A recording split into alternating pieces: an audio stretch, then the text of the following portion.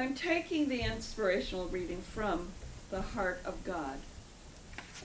It's one of our pink books. We have all kinds of pink books. Take a look at them after the service. They're channeled from Jesus, modern, present day, well, the present day Jesus. So do take a look. I'm using my good old one. Page 53. Truth is an ever-expanding expression of God. As you expand your understanding, you expand your acceptance of truth. Enlarge the way you see animals.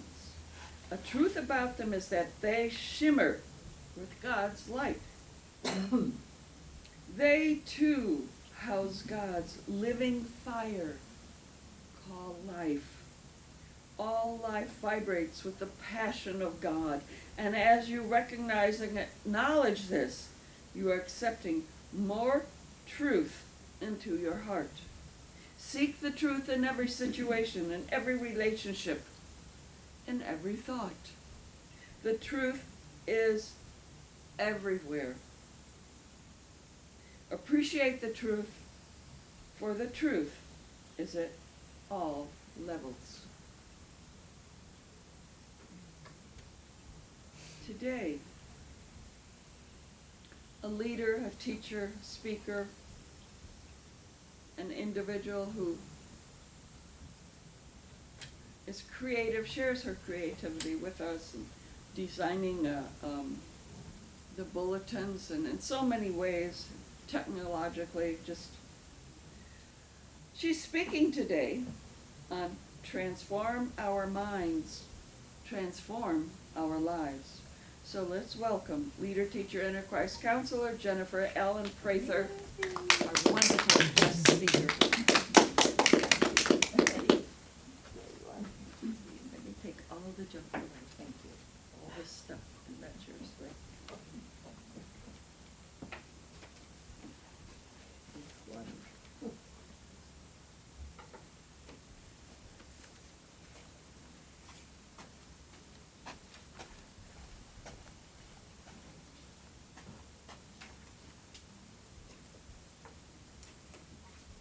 Good morning.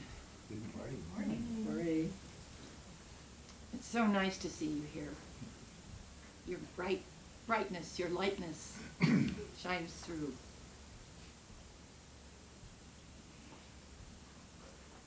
Transform our minds, transform our lives. That's a pretty big thing. Transformation is something that I think about often, because every time I go out into the world, I see things being transformed by what I thought they were into something new.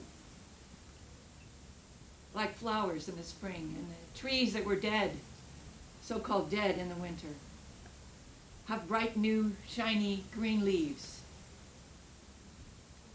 And the puppies that were puppies are now grown.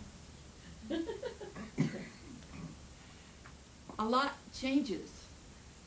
A lot transforms. There is a Bible. It's a translation by George Lamza from the Aramaic translation that has wonderful meanings.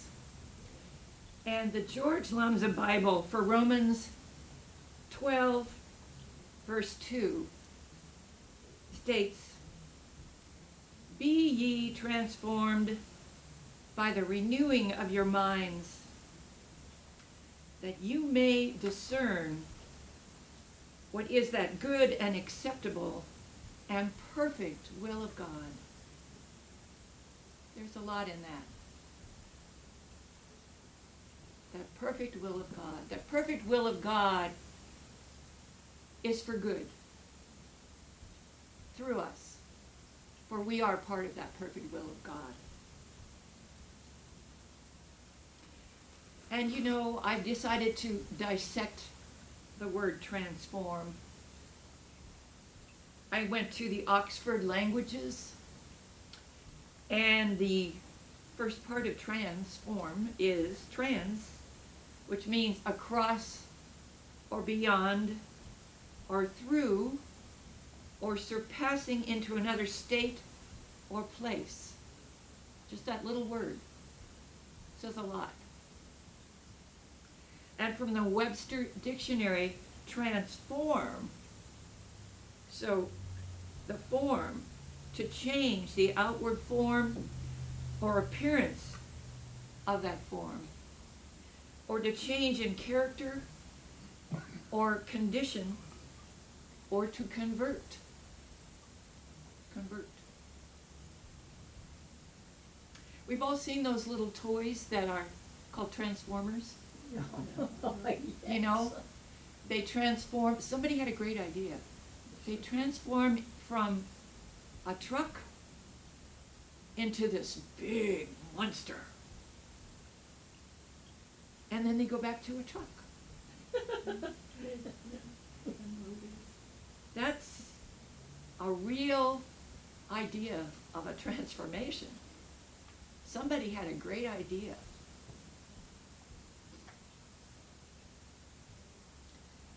So to change the outward form or appearance of, or to change in character or condition, or convert.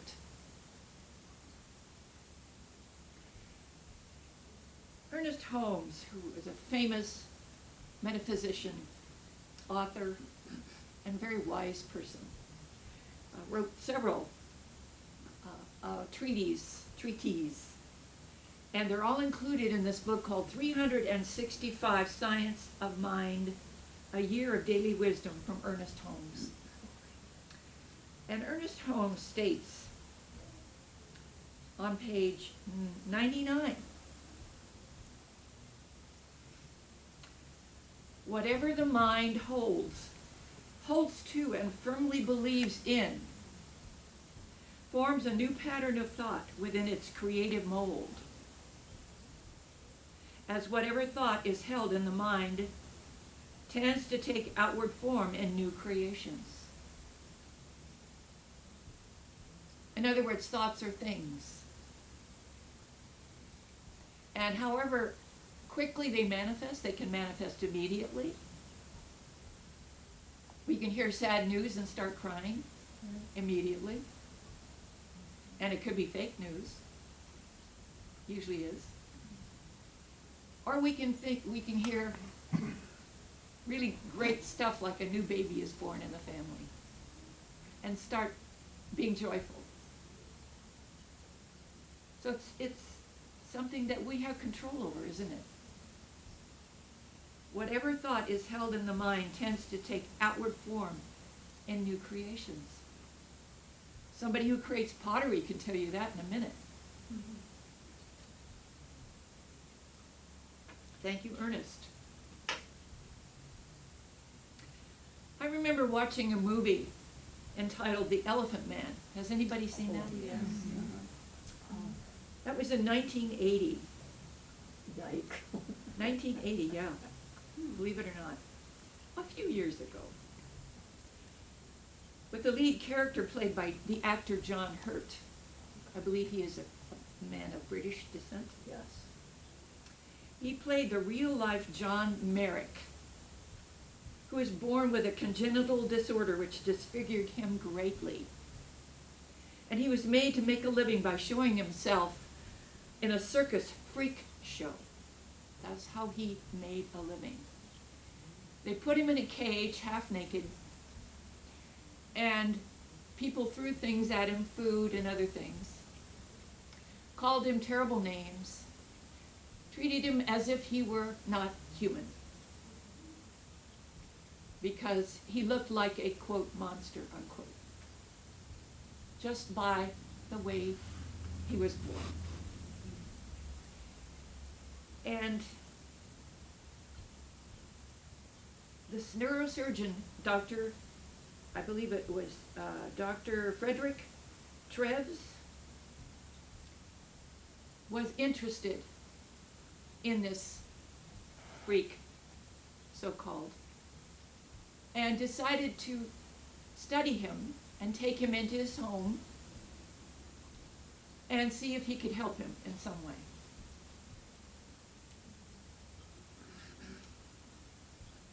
And Dr. Treves discovered that John Merrick was an intelligent, refined soul with great dignity. And Dr. Treves made his comfort, he tried to make him as comfortable as possible in his home. He decided that because he was so literate and learned, that he would introduce him to high society in London. And that was a wonderful thing and a not so wonderful thing for John Merrick. But he did ascend to a higher place in society because of Dr. Treves. But John Hurt played a very believable Good. Merrick. Mm-hmm. And he had to, because John Merrick was so deformed and had such a terribly deformed back, it was all twisted, that John Hurt said, the actor said, I don't know how he even walked. But he did, with a cane or maybe another cane. He walked. And his esophagus and his trachea were so constricted from this disease that it was difficult for him to speak. But he spoke.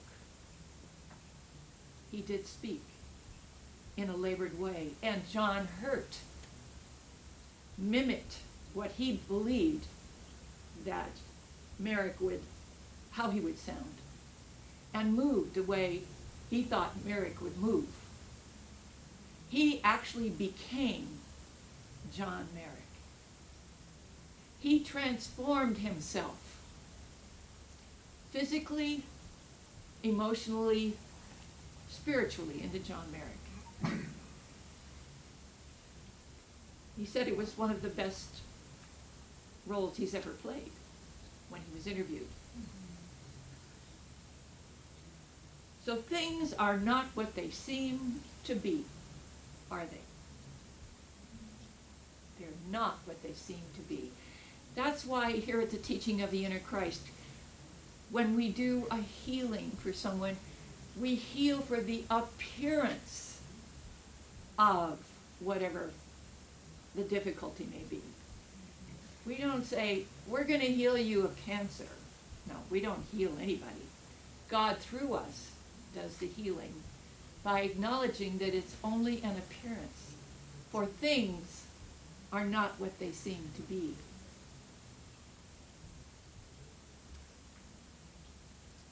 Think of a time when you may have had a transformation of being or thinking. Think of that time. How did that make you feel? And if you can't think of it now, bring it up later. It'll come up later on. We've all had those times where something in our lives, either we or something we have perceived, has transformed. Jesus is a perfect example of transformation. His experience of the crucifixion by the renewing of his mind made it possible for him to ascend.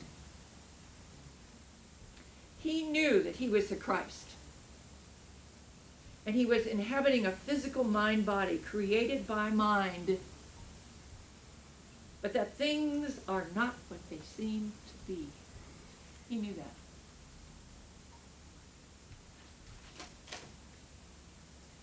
Jesus knew that his real existence was immortal. He renewed his mind and aligned with the Christ consciousness to show all of us that there is no death, ever. only everlasting life. One time I was working with a temporary employment agency, and I had been in need of, seemingly in need of some money so I could live. And so I was called for a week's assignment in downtown San Diego. And this was a great opportunity for me. And so I took that assignment, and the very first day that I got there downtown, just before lunchtime, I started to feel a terrible pain in my stomach. And I thought, no, I can't do this. I have to stay. So I waited another 20 minutes until lunchtime. I went in the ladies' room. And this was before I had even attended the teaching of the inner Christ, but my inner Christ was still with me, giving me guidance. And so I went into one of the stalls and decided that I would just be calm. You know, I would just see and be calm. And then all of a sudden I was led this vision of white waves, ocean waves. They were iridescent, almost filled with diamonds, just washing over me, washing over my midsection, washing over my entire body. I did this for 20 minutes. I had half an hour for my lunch. 20 minutes I did this. And at the end of 20 minutes, the pain was gone. I was transformed into the perfection that I knew I was. And I was able to continue my day without any pain, without any discomfort whatsoever.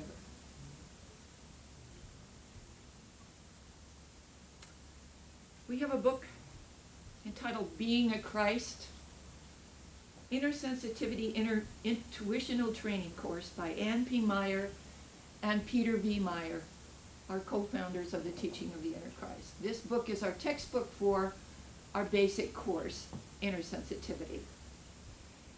And they write on page 158 and 159, at the bottom of 158, how to heal a problem situation. In summary of spiritual mind healing, that's the kind of prayer that we use here. The steps to dominion over a problem situation of any kind are as follows. Bring everything back into mind. Heal it in mind, because that's where everything stems from.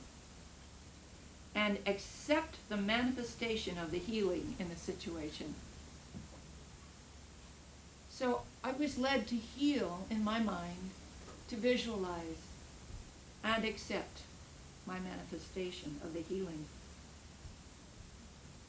So bring it back into mind. So whose mind? Our mind. So perfection now is the concept of truth, they say. No one's problems are ever caused by anyone else. It might seem like it a lot of times, doesn't it? Any person is the sole cause of all his or her problems, and all problems are mental ones, being simply the manifestations of false thinking. So if we have the power to create challenges or problems, we have the power to heal them just as easily. The next step is accepting the manifestation of truth right where we are now. It's not necessary to leave the scene of the problem or to manipulate outer circumstances in any way. If we have changed our thought about the situation will change accordingly. We may, however, be inspired by our new belief to change our activities in certain ways. So when we say, treat and move your feet, so that means pray and then take action. So if a woman is looking to find a mate, she doesn't wait until somebody comes to her door. She prays and goes out into the world to meet people. That's one example. Let us always keep in mind that no one can do anything to us, and that's all in capitals. No one can do anything to us. The cause of any mistreatment or rejection from others is our own self-rejection. So don't take it personally. Just don't. So true maturity brings real happiness. Only through maturity can any lasting peace or happiness be achieved. True maturity is the knowing of how to be responsible for oneself and one's life through accepting the full responsibility for one's thinking. For one's thinking.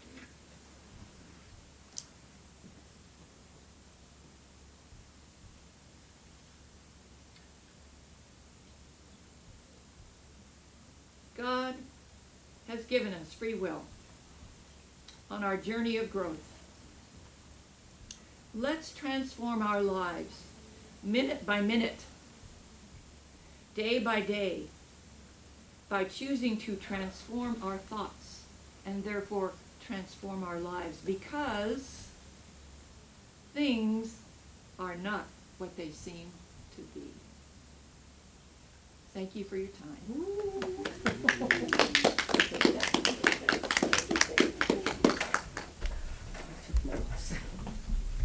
Thank you.